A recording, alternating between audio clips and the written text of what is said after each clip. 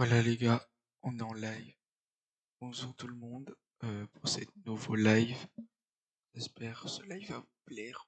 On va être sur le live officiel de Fortnite. Over in East Slurpee Swamp right there, they have a great position, but also Cypher PK, even though he is a content creator, he is an incredible competitor. And then of course Moxie, winner of the Milk Cup, one of the best female Fortnite pros in the world.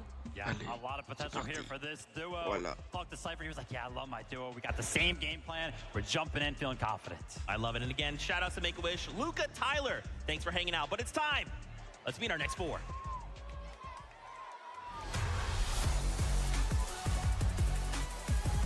Qui joue? Give it up for Lachlan and Mr. Savage. The boys are ready to hit the ground running and combine maximum content with pure skill. It's showtime. Everybody say hello to Regs and Nate Hill. They've got LAN events, they've got experience, and they're making for some fierce competition.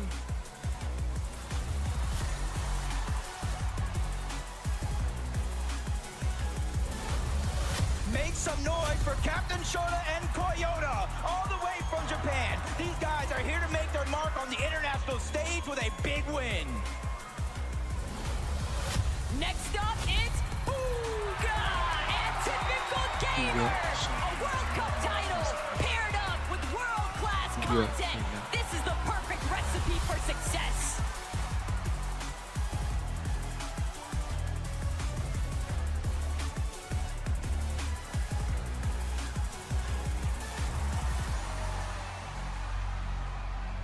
Whoa, TG, my fault, OG. I did not know you were absolutely yoked. Oh my gosh.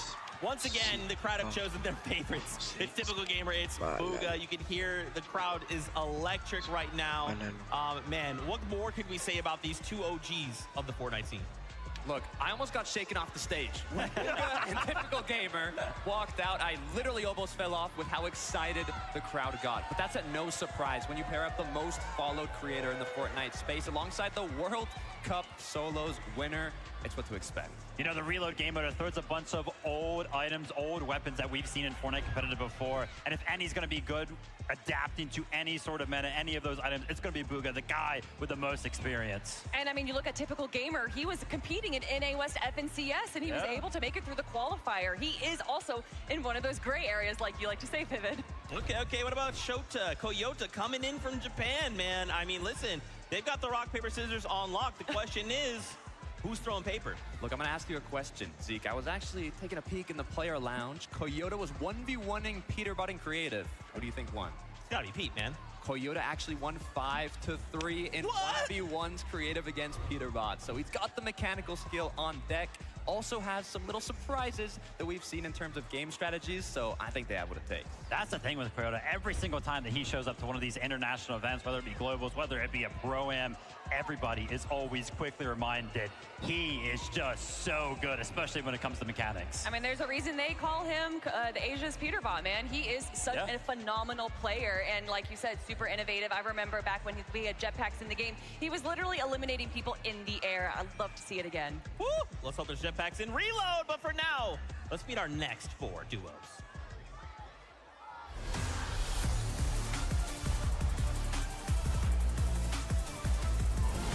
Their names are Alex and Loser Fruit, but there's no losers in sight. It's time to represent Power and Oceania. Give it up for Daya and Seti, both land winners with a bunch of experience, ready to give it their all in the FNCS Pro-Am tonight. Good luck.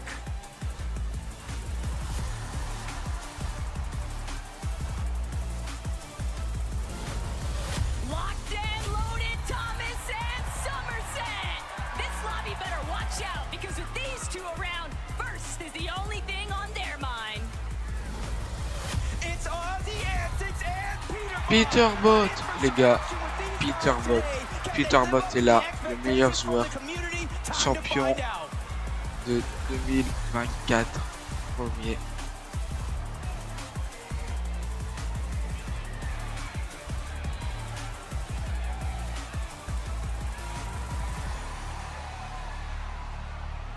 I I mean, I'm feeling it. This is insane. We still have one more group left to go, but let's talk about Daya and Seti.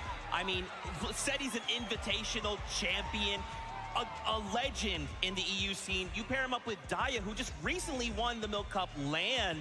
I mean, you know, Viv, this is looking like a really strong duo. You mentioned it, right? Both of them have that LAN experience, not only LAN experience, LAN winning experience. I mean, I swear this duo should be good on paper. It'll be interesting to see if they can actually fulfill all of the hype coming into the weekend. Yeah, when you think of EU competitive and a new season starts, the pros, the players, the duo, the players that they look at first is Cammy and Seti. They're always ahead of the game in terms of meta, in terms of how to play this season out. So I would not be surprised if they're also going to be ahead of the meta going into today. They are going to be contested at Logjam by Thomas and Somerset, but honestly, if there is a duo that could probably come up with a strategy real quick with how to deal with that duo, it is going to be Daya and Seti. But we got to talk about our OCE players. That's right, Alex. We've got paired up with Loser Fruit. I mean, in yesterday's practice games, guys, Alex was going crazy. Thankfully, they had Callum come out with them. Man, these guys are looking really, really strong. Yeah, when we were watching the games, there I am seeing a player with like 8 eliminations. I'm like, oh, of course, Pewterbot's going crazy. Oh, wait, no, that's Alex. Alex is eliminating everyone. Another one of those instances where we're reminded by one of these international players kind of joining us here on the stage that they are just so good mechanically. I was talking to Alex just before we started, and he was like, yo, Vivid, like, hype me up. I'm like, dude, what are you talking about? I don't need to. You were dropping crazy elimination yesterday. Just do that again. Everybody will be hyped for you. 100%. 4-time FNCS champ on OCE. You were mentioning it, Kelly. He had the highest amount of eliminations in any of the practice matches yesterday. I have a very small insight from Loser Fruit as well. We had a very deep conversation. Said, Loser Fruit, what do you want out of the weekend? She said, I want one thing. One elimination onto Lachlan. That's it. With that being said, one final wave of duos. Bring them in.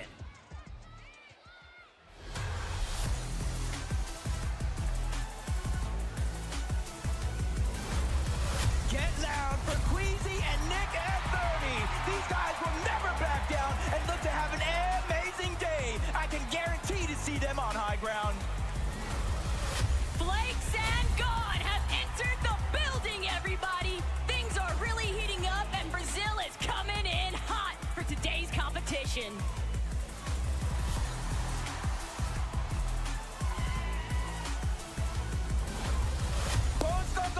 Jacob and Cammy, bringing the pride of Poland all the way to Los Angeles. Let's see if this duo can live up to the pressure of the competition.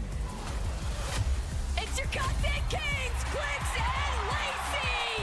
They are already first in everyone's hearts, but now it's time to place first on the big stage.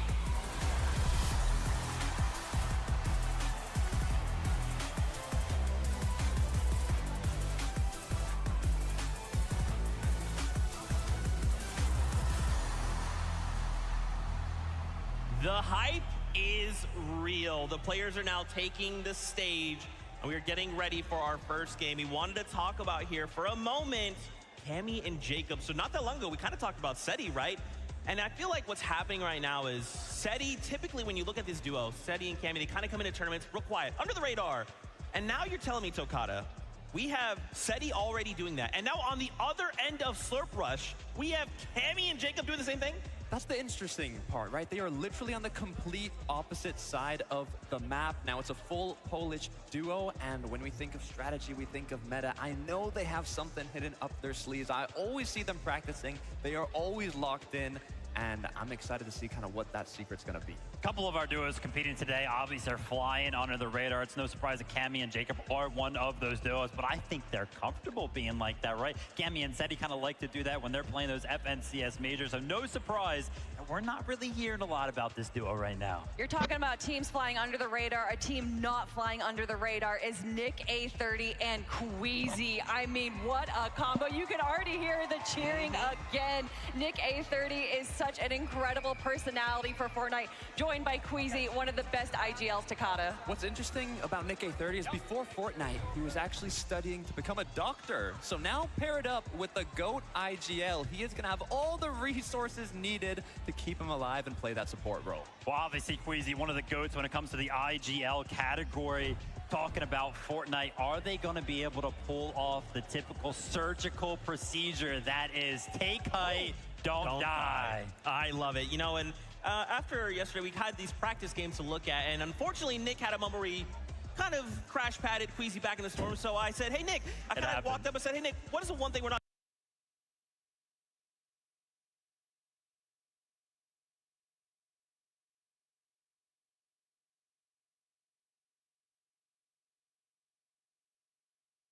the fact that we saw them on height, I love that you're kind of saying that kind of clinical, surgical precision, bro. I was like, wait a minute, are we watching a Pro-Am or are we watching FNCS? I mean, it's going to be a guarantee. We're going to see Queasy. We're going to see Nick A30 up on the high ground. Are they going to be able to control it, right? Maintain it? We'll have to see. That's the difficult part, right? It did get taken from them in last moments, but it was because of a questionable crash pad play. So, you know, they had moments to practice. It was good. It was a practice game. Today is the real deal.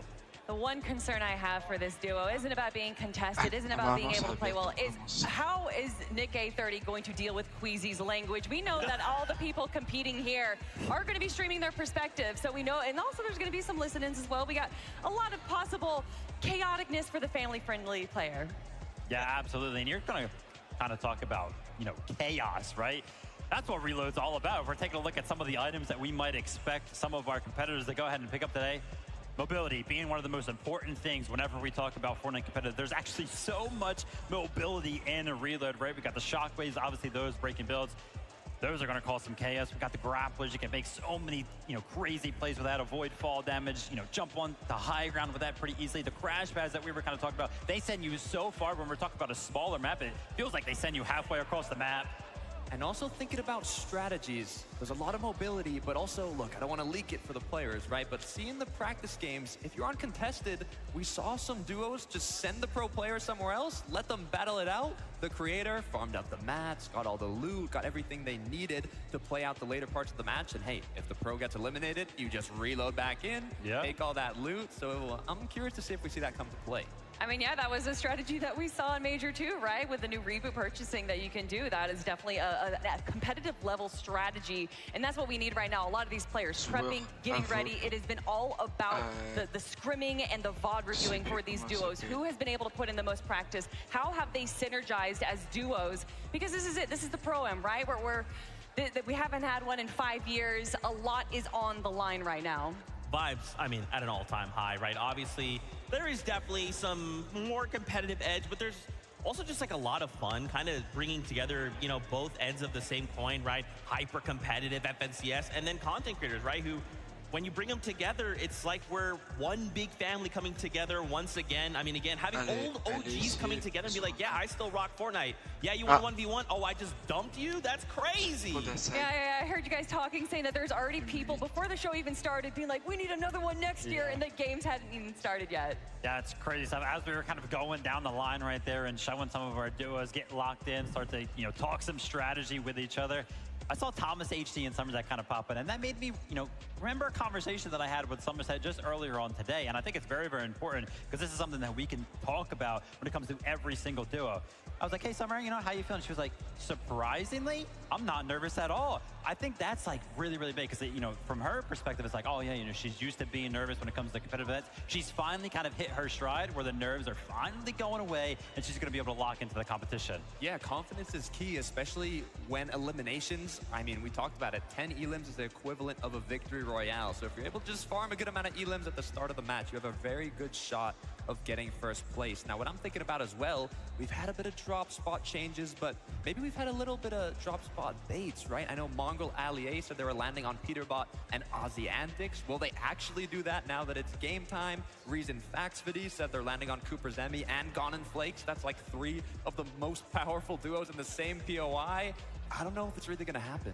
I mean, did you see Aussie Antics video of Ali A watching Peterbot build? I don't know if they're going to be dropping, and if they are, they're going to be doing it very carefully. But like you guys are saying, it's all about the vibes. We've had so much fun. There's just been so much content going out.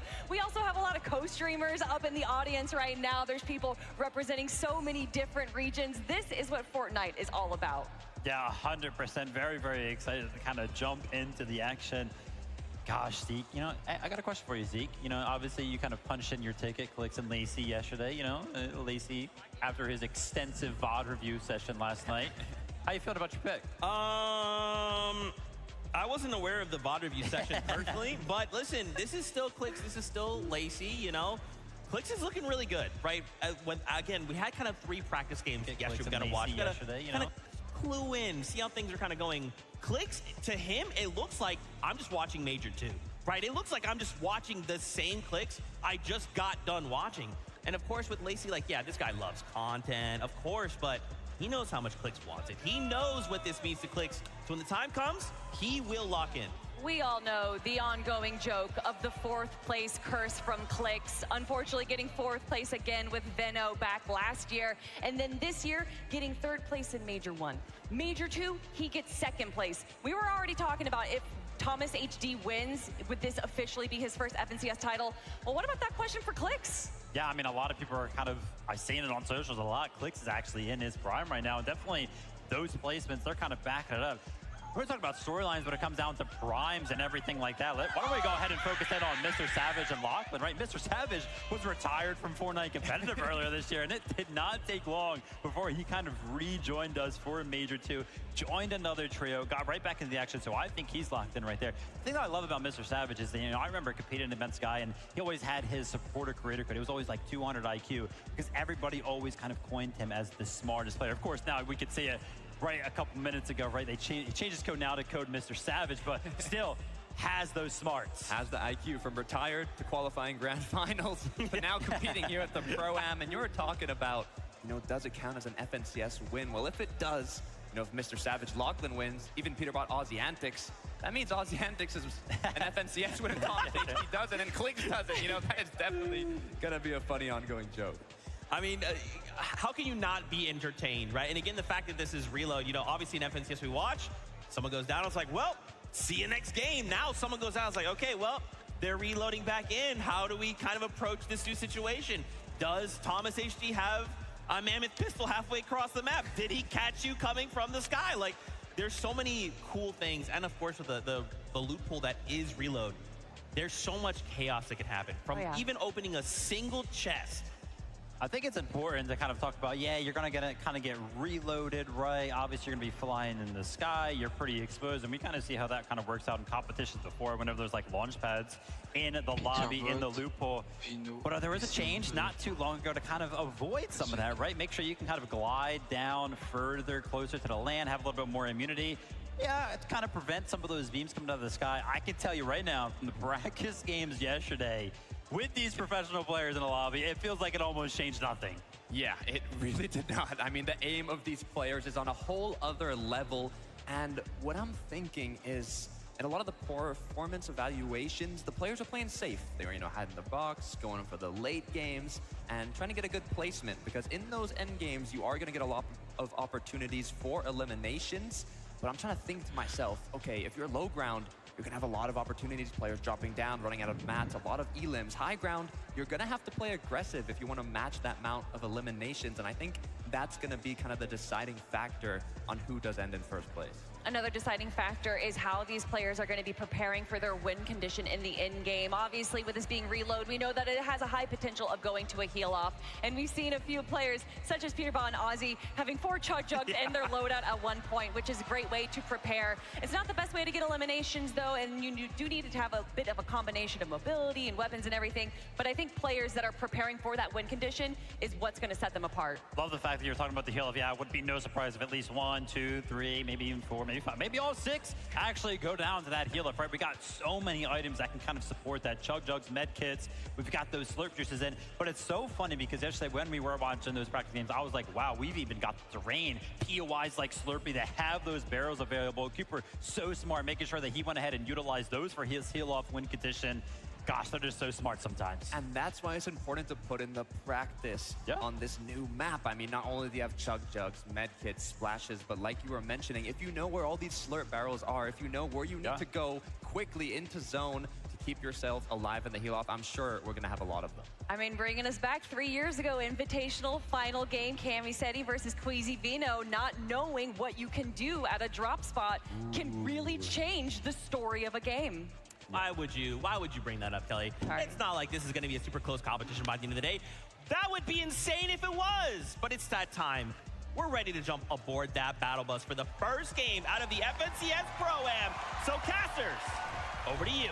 Is definitely time. You guys are talking so much about those practice games, Taco, and they are out the window because the nerves have to have settled now. The battle bus is going to launch, the players are going to drop in, and everything that you practice, some are going to be put to the test. But so many of these creators, so many of these pros, they're just so familiar with what it's like to have all eyes on them. And so with that, I think the expectation kind of settles more into the fact of, I just don't want to be last. Yeah, that's one of the biggest things is, you know, everybody gets a little bit of that prize pool. It gets increasingly more, $50,000 for that first place, but it's almost like exactly what you said. No one wants to get last. Everybody wants to hoist that trophy, and it kind of leads to my prediction of Peterbot and Ozzy antics, right? Huge fan of Ozzy. Everybody's got in the world probably a fan of Peterbot, but it was actually at last year's Global Championship. I asked him, what's next? How are you going to do it? He doesn't necessarily care to just win. He wants to dominate. He wants to be the best player in the game, and with 5 FNCS championships, he is well on his way there. But that's just the thing. The caliber of competitors that we have in this lobby mixed in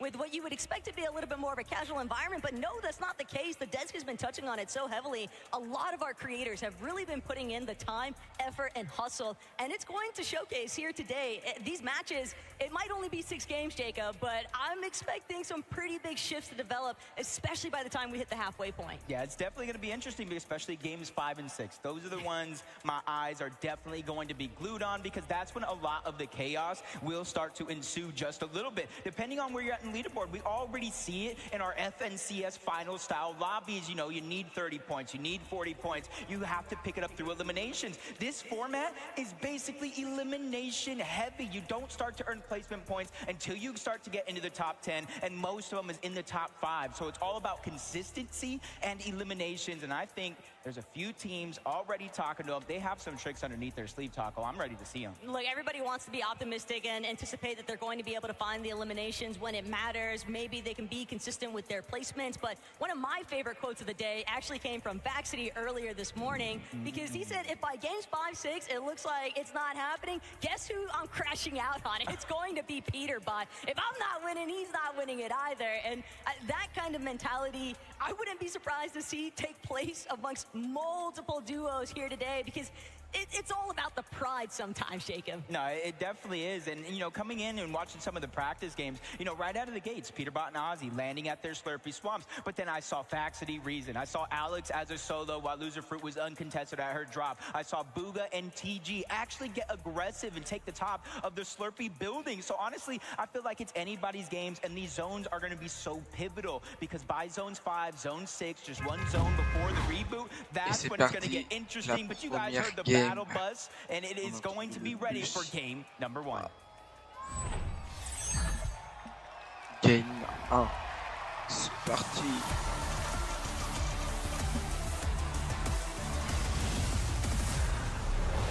This is what we have all been waiting for. 1 day and 6 matches to determine who our 2025 FNCS Pro-Am champ team is going to be. And initially off the jump, Peterbot, Ozzy, they've got control of Slurpee, but they've got company. If that would have just been a Mammoth pistol right out of the gates for Peterbot, I would be worried for Booga and TG, but now it's just a bunch of SMGs.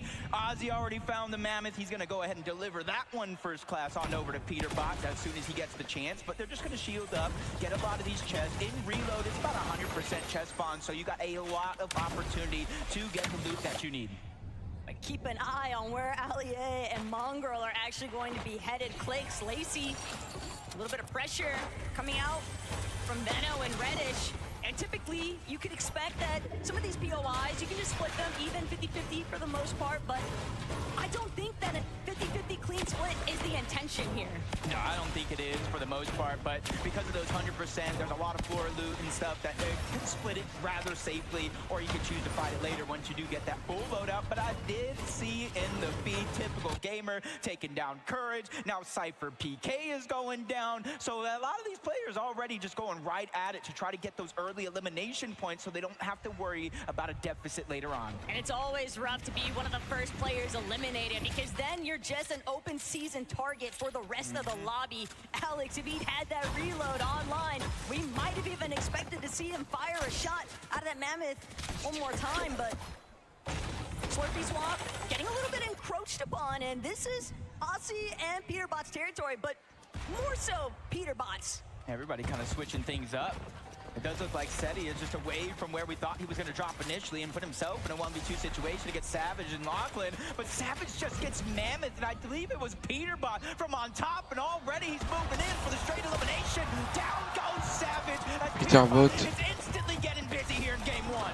Peterbot sees action. Peterbot wants his own part of it. Finding that first elimination now means everybody else is left scrambling. Lachlan trying to escape. He knows Pete is on the hunt, but Peterbot, watch your back. There's more company, more targets in sight.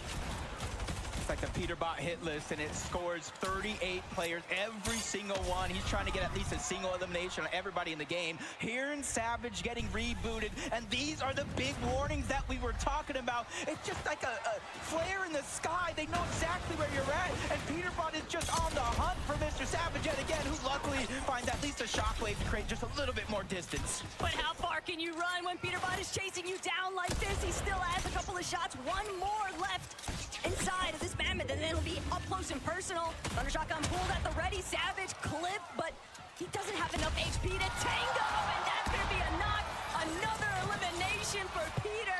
Who needs a warm-up when you've got game one to get things done? Yeah, I don't know if anybody knows, but Savage kind of just helped the lobby right there, because you saw Peterbot only had one more Mammoth pistol shot left, so he's not going to be able to do that much damage from far away anymore, unless he finds his loot llama in the fact of Aussie Antics to see if you have any more of those that I can borrow. Thomas HD, Somerset, just moving north from their original drop spot, and you can see they have a pretty decent loadout, but when we're looking for Thomas HD, no sniper, no Mammoth pistol, he doesn't have the firepower that we expect him to have yet. A little bit of, you take this, I'll take that, from Somerset and Thomas. But Aussie, Peterbot, they're not done. Pete especially, he's just keying everybody. And Mongrel, this is a conversation starter. Peterbot annoyed even that these two would have the audacity to challenge them at Slurpee Swamp. But Peterbot, Ali A nearly bringing Pete down. Pete actually going to be forced to pull back. But Aussie, he's got the supportive measure. He knows his responsibility, and he's going to make sure that Pete is safe and sound. And the little things, Taco, it's the little things right there for Aussie, being able to go in, sneak in. He edited the backside cover for Peterbot to safely escape and gave the shields and heals exactly what he needs in a situation like that, because it was definitely a tough spot to be in for a quick moment. But relatively early, third zone, only one tick of damage. You could still stay and stagger yourself back if you need be. But you see Aussie play back up and then immediately goes right back to the farming.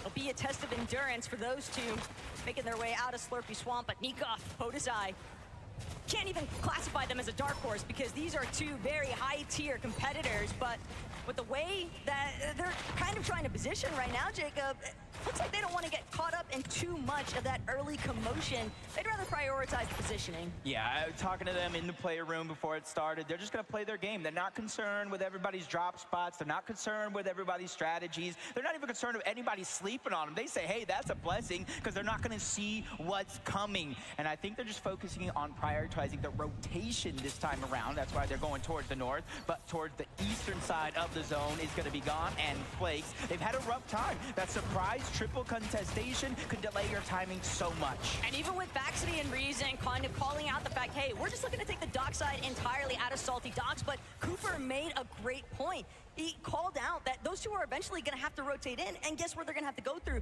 Both of these duos opposite ends, so the fight was inevitable from Salty, and it's kind of left everybody a little bit more scattered. Take a look at this, though. Typical Gamer, one of the most viewed Fortnite creators in the world right now. And he's carrying the World Cup champion Booga 2 eliminations to 0. He has 7 crash pads, the legendary Slurp Juice. He has a very good loadout. Right now, the only real concern for them is how they're going to make their way in towards zone. They did let 1 or 2 teams already pass them on that rotation, and there's a third towards the north. Hey, you can't sleep on TG, though. You have to remember, this is someone who's been playing alongside Quinn even out of the West region on NA, and they've been able to have some pretty strong performances. He's definitely a strong competitor. I'm excited to see how they continue to cook in this lobby, but Kanata, Ronaldo, they already got a little bit clipped, a little bit tagged up from Typical Gamer and Booga, so they are very much aware they might be getting pressed here soon. dude. Mammoth pistol is going to be in Kanata's hands. Stay Ronaldo, kind of like clean up loadout, the Stinger. Kanata can land a good amount of damage with that Mammoth pistol. Whether either one of the shotgun or the SMG, he's going to be able to clean that one up easy, but they're just on the side of the mountain. A lot of teams already pressing forward in that rotation. They're just kind of biding their time. They're a team with 2 FNC as champions, by the way, on it, that know that patience is a virtue and just being able to just slowly let other players make the mistakes that you can capitalize on. And hey, Alex kind of carrying over that performance from yesterday's practice lobbies. Already 3 eliminations. He's definitely keeping in mind just how impactful those individual elim points will actually amount to. And he's got Gone and Flakes in his sights. Poor Nate Hill doesn't even get a chance to respond. Threw up an attempt to defend himself, but Alex just way too quick on the trigger.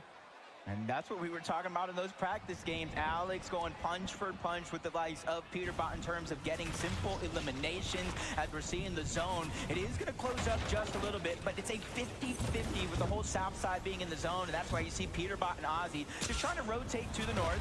It's not a ton of damage by any means, Taco, but you can see they're trying to save and utilize their heals for as long as possible. And the problem is that chug jug that Ozzy's holding onto isn't for him. That is got Peterbot's name on it.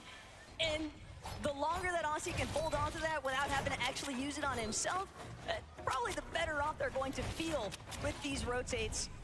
And the direction that they're headed, though, Somerset, Thomas HD, they might have an opportunity here to try and cut off some teams, play a little bit of spoiler to this edge of zone. Yeah, loadout's looking pretty good. They got that chug cannon, so that's basically infinite heals. You just need the timing to let them charge up. As Cold and Courage find themselves all the way toward the north, steamy stacks, but there's about 6 teams on this side of the map. They find themselves in the zone, though. That's a luxury they know they can count on for now.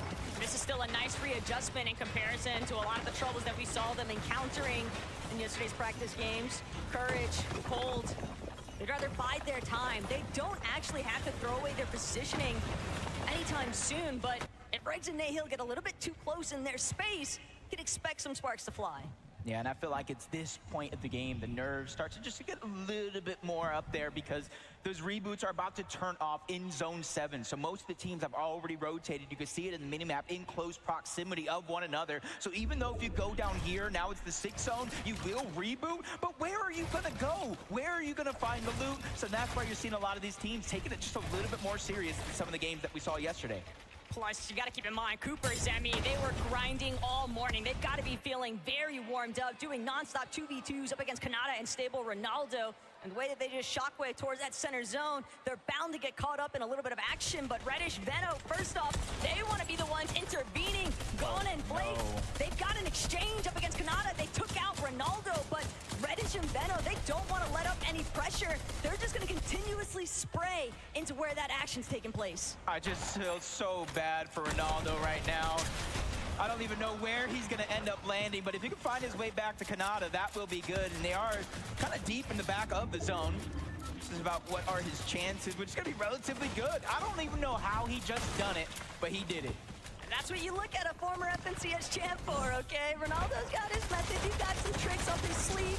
He's got a little bit of vengeance against typical gamer. Gone and Flakes interrupting. That's just so rude. It's just a tough spot to be in, too. He couldn't even fully stand up. He was kind of stuck, crouched down at the top of the mountain. Cooper, Zemi, honestly, leading up into this Pro-Am, this has to be one of the most predicted teams in top 5, one of the most predicted teams to actually win the FNCS Pro-Am. But hold up, Cole getting busy. Kurt said they were going to take out Cypher PK. I'm not sure if he said he was going to do it himself or he was going to let Cole do it for him. Look, who else is getting their duo bananas? Bon les gars, je vais arrêter le live. Voilà, je vais arrêter le live. Je vous ai envoyé le lien où ça. Vous pouvez regarder le lien, le live sur une scène français. J'espère que ce live vous a plu. On se retrouve un prochain live. C'était. N'oubliez pas aussi de vous abonner. C'était Dylan le Bambi. À bientôt.